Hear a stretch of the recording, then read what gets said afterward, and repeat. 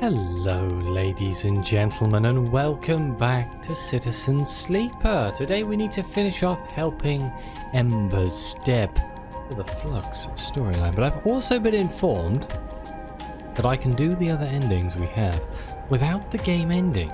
But if I do the Flux ending, the game ends, which means I should probably go back and do some of the quests that we have. We still need to look at helping the shipyard and also helping Bliss disassemble the ambergris, which is a very sad storyline. And I am kind of hesitant to do it, but look. And Gita wants it all out. Weapons, countermeasures, torpedoes. It would be a risky job if you didn't know Amber so well. Let's see if we can do this. Oof. Only a +1 on engineer, huh? This could take a while. Even more so if we get a negative. Should I wait to get higher dice? Oh, let's see what happens with the 3. What's the worst that could happen? Ow. Working with weapons unsettles you. But you just ignored all this when you fixed the ship. The question bothers you.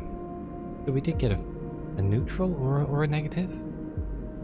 We only got 1, which is kind of sad. So we're left with a 2. Have I done hacking? I do not remember. It's been a week. Let's have a look. Yet again, Heaven Edge. Let's go hack some Heaven Edge data. I'm hoping there isn't a silent timer behind the Flux stuff that I don't know about. I don't think there will be. Normally when there is a timer, the game is very open about the fact that there is a timer. So I don't think I'm going to get blindsided. Let's rest for the night. End the cycle here. Oh wait, we've got to feed the cat. Very important. One day this might do something. It'd be like, you fed the cat 100 times. Oof. My character just really bad at rolling the dice these days. There's one thing I just want to quickly check before I commit. How far away is the Aviary? Does it still need some support? It still needs some harvesting here. Let's do this, see if we can get our club heads to get more stabilizer. I want to have as much stabilizer as humanly possible.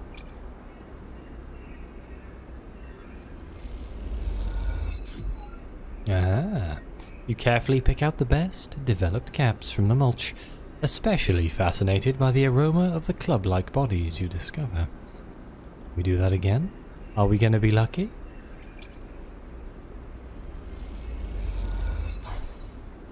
Oh, 2 random mushrooms. Let's just get the final one, screw it. Let's spend this day, let's spend this cycle trying our best here. Ah, we got 2 random mushrooms. We only got 1 club head, which means I now need to get more spores, I guess. Oh, this seems unlikely to end well. Okay, let's not worry about that for now.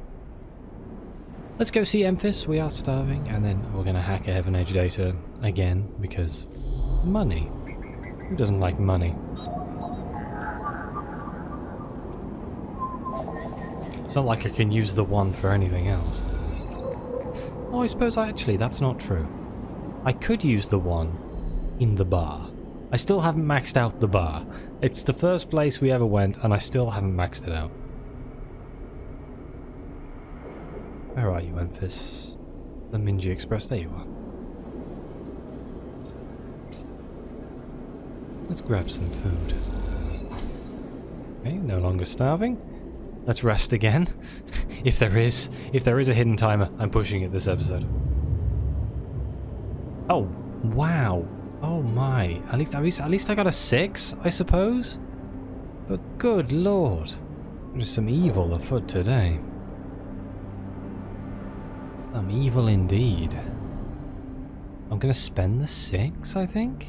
Do I want to spend the 6 at Bliss?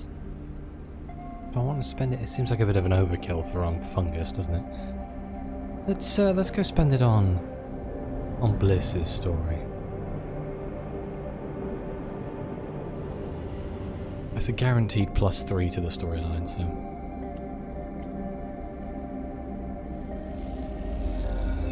Still gonna take a while. Let's re-roll all these.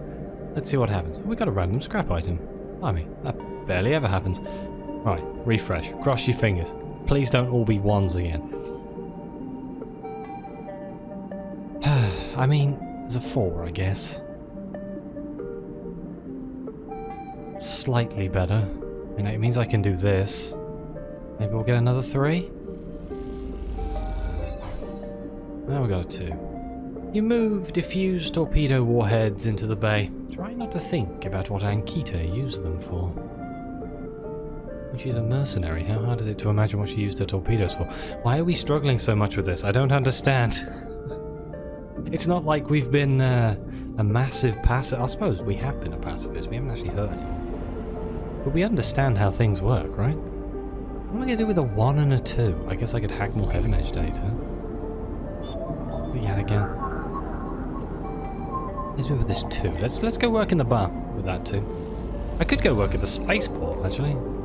But no, let's focus on doing the bar first. I think we're really close. Yeah, there's like a 2. Cross your fingers. Hey, there we go. As you start your shift, a crew of salvagers barge in, and the next few hours are a whirlwind of chatter and long pause. They tip well.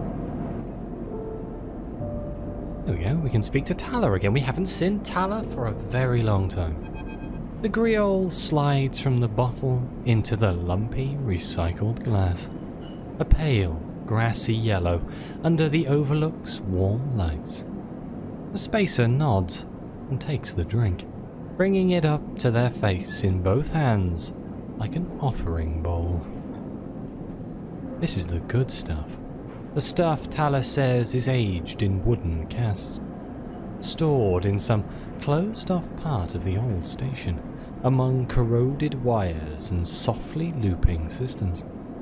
Though sometimes it is hard to tell if Tala is joking. Either way, you like pouring this stuff. It gets on your fingers, and if you rub them together, you can smell the mossy drink cut through with aniseed, mushrooms, wood, as the alcohol evaporates. You like those who order it too. The aged griol is kept beneath the bar, open to order only by those who know it's there, like the quiet spacer sitting at the bar right now. Let's watch the spacer. They are far enough away that you can freely watch them as you close the bottle and tuck it beneath the bar. You call them a spacer because they bear the hallmarks. Pale, vac-suited, bird-boned and hunched beneath the weight of the station's spin gravity. But the closer you look, the less you see a type. Pale eyes, almost grey, but kind. Delicate fingers that lightly drum at the bar as if it was an instrument. A shock of black hair almost covering a forehead scar.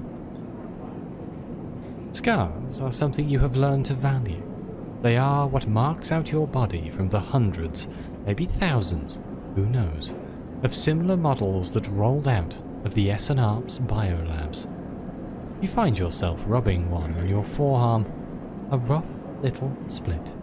Something that on the good days you might think of as a mark of defiance. Suddenly, you hear a heavy clunking at the door. It creaks open, and a huge, cylindrical metal tank tumbles through, slamming into the floor. Shit! Tala breezes in from behind it, a whirl of hair and bright eyes. Shit, shit, shit!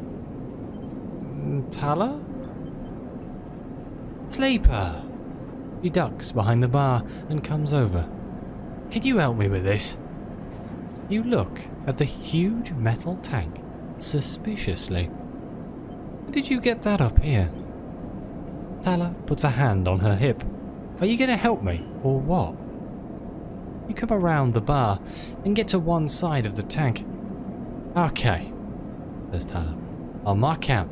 1, 2, 3. You both heave the tank up to standing. Somehow, you hold it in place, struggling to keep it steady. Where's this going? In the back, comes a voice from behind the tank. Somehow, you manage to lug the huge thing into the back room, where you place it in one corner, dwarfing the rest of the contents in the cramped space. As you do, you hear a crunch. You stand back and look at the expired rations oozing out from under the tank. Oh shit!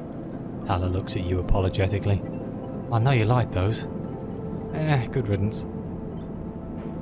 Tala smiles. Oh good. I thought maybe liking expired rations was some kind of sleeper thing.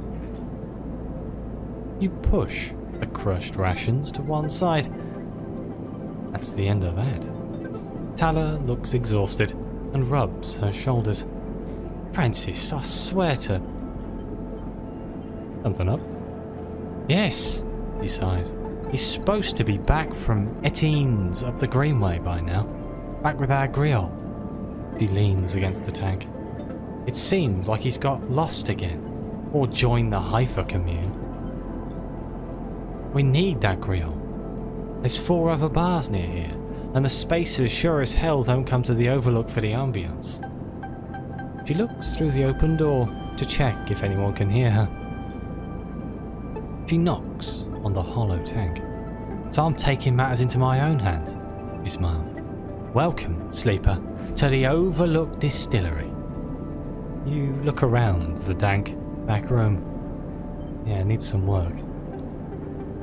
You picks at some paint flaking from the metal walls. Well, I might need some help though, she shrugs. You up for it? She knocks on the tank again. Could be fun. Well, you know I'm happy to help.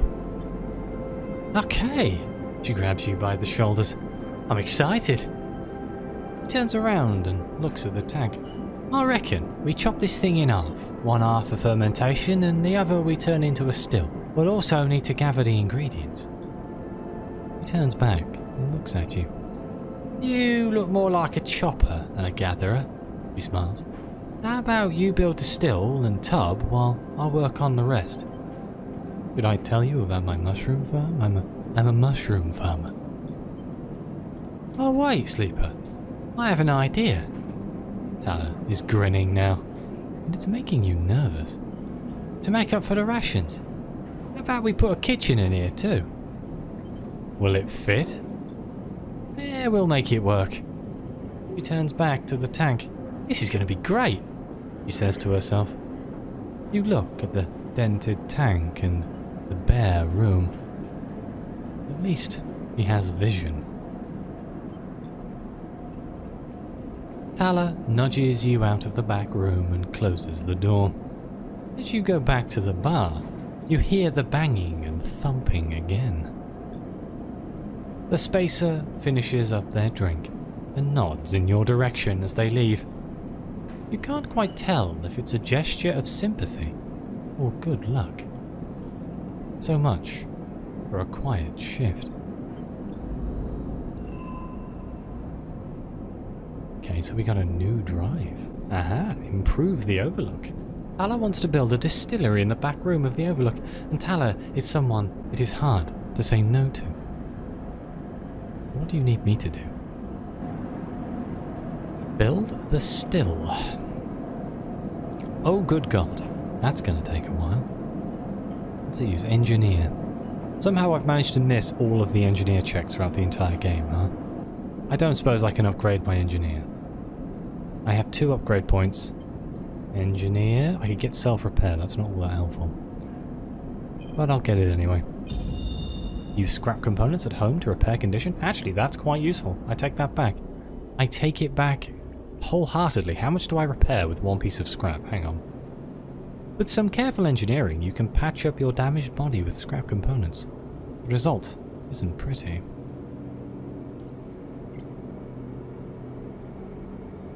Oh god. Let's just... I'm gonna watch the bar. 1. Yeah, I don't know if that's gonna work out as being cost efficient. I guess if I'm desperate. Hopefully we never get to a situation where we're that desperate. Let's end the cycle. Starving again. Oh, that's a good hand. Good lord. Right, let's go back to the bar. Do I want to... I'm torn now between building the bar or helping tear apart the ambergris. Ooh, too many stories. Let's start by grabbing something to eat, shall we?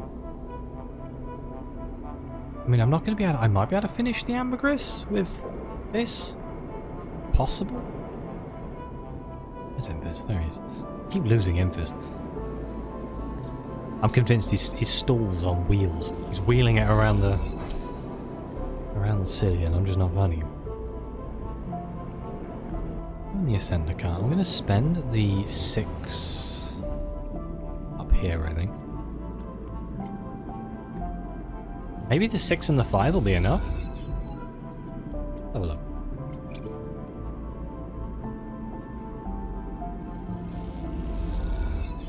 There we go. Working on amber again is a joy.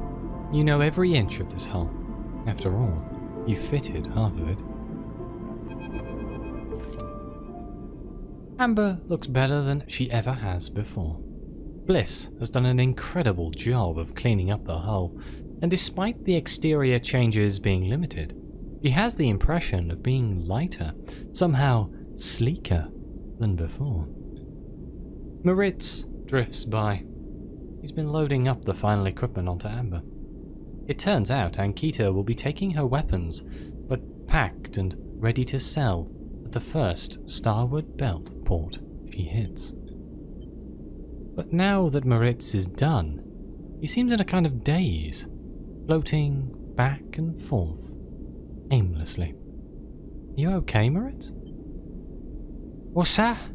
He turns. Oh right, yeah. Packed and stacked. He smiles, a weak smile. Was hoping Miss Cassetta would let me keep a warhead. For what? He shrugs. I don't know, just might be a cool thing to have around. Hey, Sleeper. He looks down. Did you know Bliss was leaving? You understand now. You told him. That's why he is like this. He's leaving? Uh-huh. He gives you a look. You didn't know? She says his place is mine. He looks up, around the bay, like it is suddenly some vast space he doesn't know what to do with. You'll do a great job. He looks down at you. Hey, thanks. He smiles. I appreciate you saying that. Not many people believed in me before now. First Bliss, then you. A dark look suddenly crosses his face. Hey, Sleeper. There was something Bliss said. He meets your eye. Are you going too? Before you can answer, Ankita glides into the bay, a massive crate on her shoulder. Sleeper, you coming or what? Bliss is already on board. She stops by the terminal, holding herself in place. Moritz looks at her with a dazed expression. You look at Ankita. She's keeping it together now. She's packed all those bad feelings down someplace where you'll never see them, and built a tough foundation on top. You may not be a mercenary anymore, but you imagine most people would think twice before trying to cross her. Well, he looks at you. I'm not eager to spend another moment of my time on this station unless I have to. He pauses, looking between you and Moritz. She sighs. I'll give you a minute. And she kicks off with the crate, taking it to the end of the bay, where the amber sits docked. You look back at Moritz. I'm going. Moritz looks like he might pass out. I get it. He steels himself. It's the right decision. Thank you. Hey, thank you for working with me these past cycles. He smiles a shaky smile. I learned a lot. Hey look, he moves a little closer. You've got to find what you need. I did. Bliss, this place, you. This was everything I needed. He sniffs. I was in a bad place and this pulled me out. He looks away. You go find it. Ankita comes back across the bay, the final crate stowed. You coming then, sleeper? I'm coming. He nods. Well, okay then. Come on over with your things and I'll get you settled. He pauses. I'm sure Amber will be happy to have you. You both glide away from Moritz, his eyes wet, but a smile on his face. He waves as you go, dwarfed by the vast bay, and you hope he will make it, even though you know, somehow, that he will. Ankita helps you through the lock, onto the amber, and the sense of familiarity is overwhelming. You think about all the time you've spent working in these corridors, listening to these sounds, diagnosing those hisses. Ankita gives you a minute before she speaks. Look, sleeper, I'm not going to go back over everything that happened, he sighs. I'm trying to put that behind me. He stops, unsure of how to proceed. It's okay, the past is done. He nods. He stops. Thank you. I don't know if we can begin again, but we can move on. She sounds pained, tired. As you move off down the corridor towards the berths, she tries again. I don't think it was that I thought the wrong things about who or what you are. I think I just didn't think. Of you, I mean. I didn't think about how things might affect you. And I realised I've been like that for a long time, focused, stubborn, willing to get the job done at any cost. She pauses. This is hard for her, but you don't want to interrupt. Oh, I'm sick of paying the cost. I'm sick of being used as an extension of something bigger, something crueler than me, and having that cruelty, that violence flow through me. I just want to be me for a while. He looks down, or at least figure out who that is. He takes a deep breath. What I'm saying is that you can get off at the first port we hit in the belt. I won't blame you. The smart move. He pauses. Or you can stick around and we'll see if we can find a way to make space for all of us. He looks away, her energy exhausted. Oh, thank you. He nods. Nothing else. This is you. He turns you to a small room with a bunk and a porthole to the flickering lights outside. The outside wall is sloped like a roof, and tucked beneath it is a small desk and a terminal. This is next door, though I think she's in the hold right now. She said she wants to make sure the warheads are locked down tight. Ankita observes your nervous response. I mean, they are, obviously. He gives you a look. Ankita slips away, and you look around the room. You go over to the porthole and place a hand on the wall and feel amber purr. You think you're going to like it here. You stay like that for a while, looking out the porthole, one hand on the wall, feeling the ship. It is through that porthole that you will watch the eye getting smaller and smaller, drowning in the black. At some point, it will become so small that you could hold it between your thumb and index finger, and then it will wink out, and you won't be able to see it anymore. And it is at that moment that you will finally exhale and collapse onto your bunk. In moments, you will be asleep. When you wake up, it will be among friends.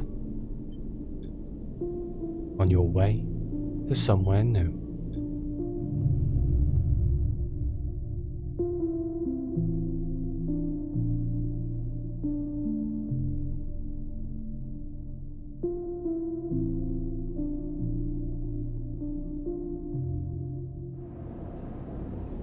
And there we go.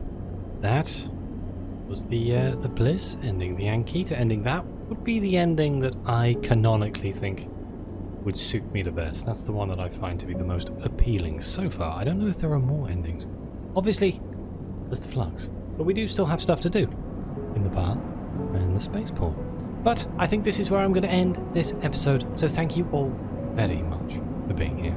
Please like, subscribe, let me know what you think. Your comments are greatly appreciated. Thank you again to the members of the channel. It really does mean the world to me. And as always, I'll see you next time.